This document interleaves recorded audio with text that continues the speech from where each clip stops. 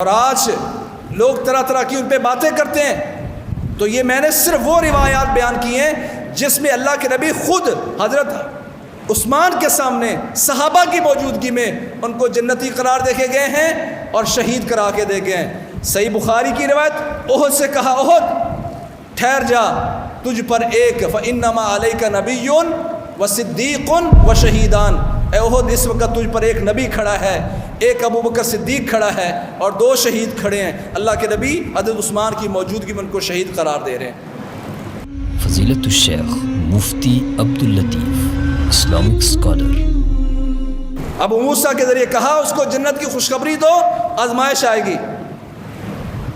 گھر بلا کر کہا عثمان تجھے نصیحت کر رہا ہوں، عثمان کا چہرہ بدل رہا ہے۔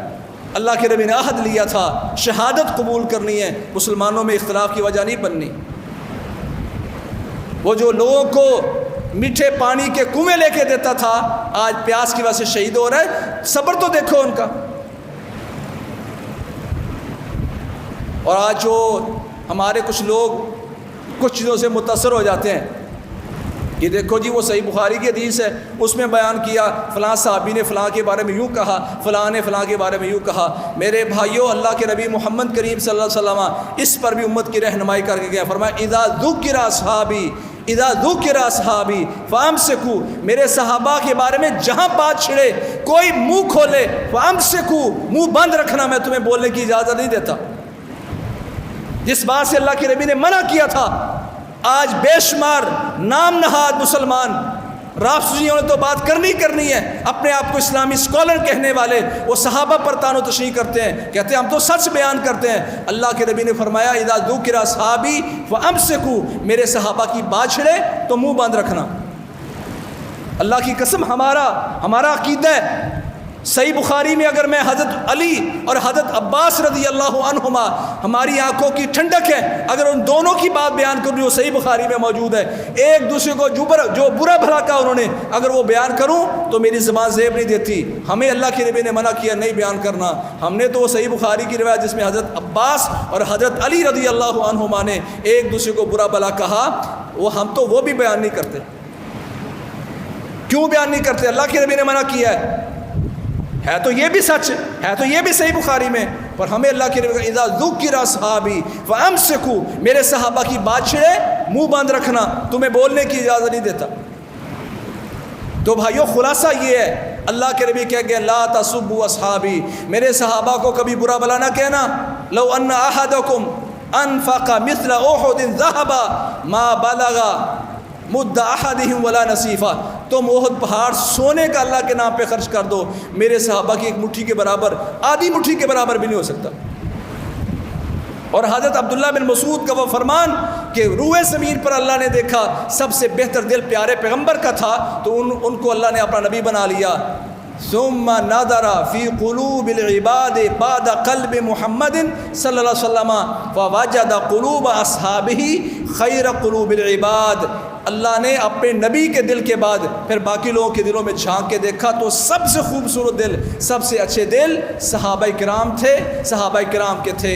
تو کیا فجعلہم وزراء نبیہ، پھر اللہ نے خود انتخاب کیا صحابہ کا اور اپنے نبی کے وزیر بنا دیا۔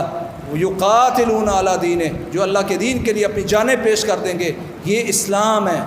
اور ہمارے عقائد کی کتابوں میں لکھا ہے کہ ہم اللہ پر ایمان لاتے ہیں، اللہ کے رسول پر ایمان لاتے ہیں، اللہ کی توحید پر، اور آقا ہم یہ ایمان لاتے ہیں کہ سب سے افضل حضرت ابو بکر ہیں، پھر حضرت عمر ہیں، پھر حضرت عثمان ہیں، پھر حضرت علی ہیں۔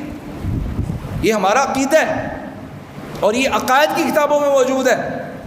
سو بھائیوں، جن لوگوں نے حضرت عثمان رضی اللہ عنہ کی شہادت پر بات کی، تو میں نے وہ احادیث اور روایات وہ صرف بیان کی جس میں اللہ کے نبی اپنی زبان میں، اپنے دور میں، صحابہ کی موجودگی میں حضرت عثمان کے سامنے ان کو شہید قرار دے کے گئے۔ اب کسی بندے کو جائز نہیں ہے کہ وہ اللہ کے نبی محمد کریم صلی اللہ علیہ وسلم کی احادیث کا انکار کرے اور حضرت عثمان کی شہادت پر بات کرے۔ اللہ کریم ہمیں ان صحابہ کی پیروی کی توفیق نصیب فرمائے، ان جیسا ایمان عطا فرمائے۔ اللہ فرماتے ہیں وہ لوگ والسابقون الاولون من المہاجرین والانصار، سب سے پہلے اسلام لانے والے، ہجرتیں کرنے والے عثمان رضی اللہ تعالیٰ وہ ہیں جنہوں نے ڈبل ہجرت کی ہے۔ مہاجر ہیں حبشہ کی طرف بھی، مہاجر ہیں مدینہ کی طرف بھی۔ اللہ نے قرآن میں کہا والذین اتبعوہم بإحسان، اور جو ان صحابہ سابقون کے پیچھے پیچھے چلے اچھے طریقے کے ساتھ، رضی اللہ عنہم ورضوا عنہ، صرف صحابہ کرام نہیں، جو ان صحابہ کے طریقے پر چلے گا اللہ ان پر راضی اور اللہ ان کو راضی کر دے گا۔ اور اللہ تعالیٰ نے ان کے لیے جنتیں تیار کی ہیں جس کے نیچے سے نہریں بہ رہی ہیں، ہمیشہ ہمیشہ وہ اس میں رہیں گے جو ان صحابہ کی پیروی کرنے والے اور ان کا ساتھ دینے والے، ان کی محبت بیان کرنے والے۔ وذالک الفوز العظیم، اللہ کہتے ہیں کامیاب ہونا چاہتے ہو تو ان صحابہ کی راہ کو اپناؤ۔ اللہ کریم ہمیں صحابہ کی تکریم بیان کرنے کی توفیق دے، کرنے کی توفیق دے، اور اللہ کریم ہمیں رسول اللہ صلی اللہ علیہ وسلم اور صحابہ کا ساتھ نصیب فرمائے۔ فاقول قولی ھذا واستغفر لی ولکم سبحانک اللہم وبحمدک۔ خیر کی بات آگے شیئر کیجیے اور اپنے لیے صدقہ جاریہ بنائیے۔